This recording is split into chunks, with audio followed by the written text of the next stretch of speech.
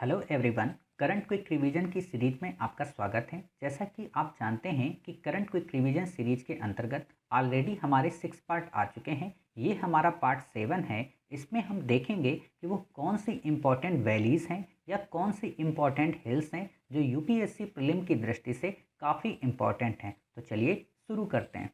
जैसा कि आप ये देख रहे हैं कि ये हमारा पार्ट 7 है और इसमें हमें हिल्स और वैलियों के बारे में पढ़ना है।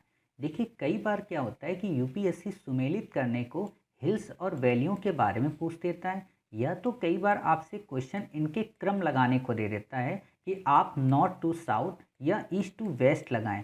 ये आपको तभी पता चल सकती हैं जब आपको वास्तव में पता हो कि कौन सी वैली कहाँ पे सिचुएटेड है। क्लियर?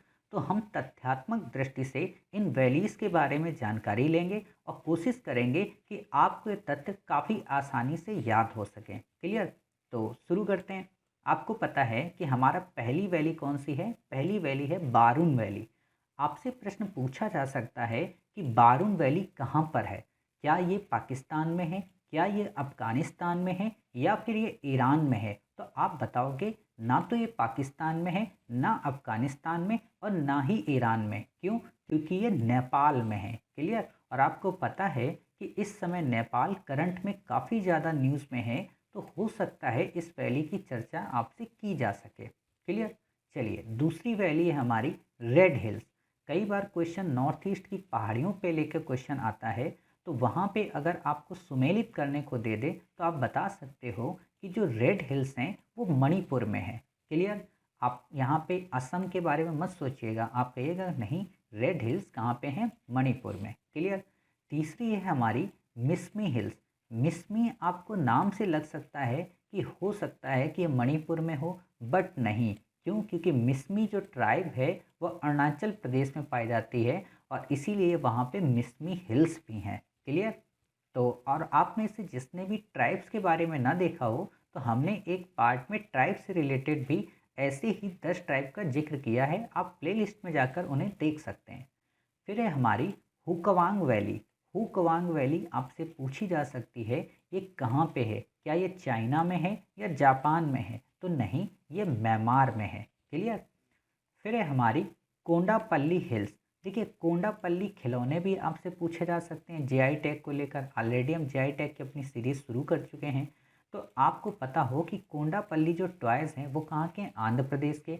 और जो कोंडापल्ली हिल्स हैं वो कहाँ पर होंगी? आंध्र प्रदेश में। क्लियर? आप जब भी कोई भी टॉपिक पढ़ें ना, तो कोशिश ये किया करें कि उसको रिलेट करें। आप जब रिलेट करके पढ़ते हो तो वो चीज़ें आपको काफ़ी याद रहती हैं। क्लियर? चलिए, अगली वैली है दिबांग वैली।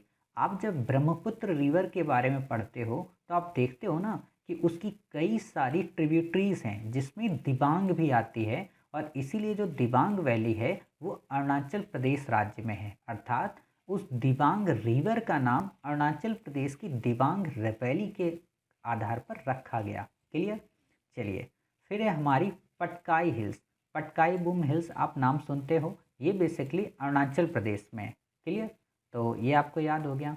चलिए, लास्ट है हमारी स्पीति वैली। स्पीति वैली पे यूपीएससी ने क्वेश्चन पूछा है एक बार, तो आपको याद रखना है कि स्पीति वैली कहाँ पर है? हिमाचल प्रदेश में। क्लियर? फिर है आपकी अराकू वैली। काफ़ी इम्पोर्टेंट ये वैली है। क्यों? क्योंकि इस समय आंध्र प्रदेश के जो सीएम हैं वो विशाखापट्टनम को अपनी एक अलग राजधानी बनाने का प्रयत्न कर रहे हैं। कहने का मतलब वो आंध्र प्रदेश राज्य में 4 राजधानियां बनाने का प्रयास कर रहे हैं, और उसी दिशा में अराकू वैली भी काफ़ी चर्चा में है। क्लियर? तो आपसे क्वेश्चन पूछा जा सकता है कि अराकू वैली कहाँ पे है? तो विशाखापट्टनम में। अब आपके दिमाग में आना चाहिए कि विशाखापट्टनम एक पोर्ट भी है, और ये किधर है? ईस्ट में है कि वेस्ट में? तो ईस्ट में है। ऐसे आप रिलेट किया करिए। क्लियर?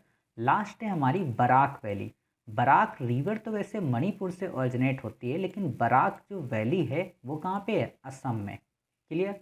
तो इस तरीके से आपने 10 वैलीज़ के बारे में और हिल्स के बारे में पढ़ा। अब आपको क्वेश्चन कैसे देगा? आपको क्वेश्चन देगा बराक वैली और पटकाई हिल्स, स्पीति वैली और अराकू वैली। आपसे पूछेगा कि इनको आप क्रम में लगाइए। कैसा क्रम में? उत्तर से दक्षिण लगाइए।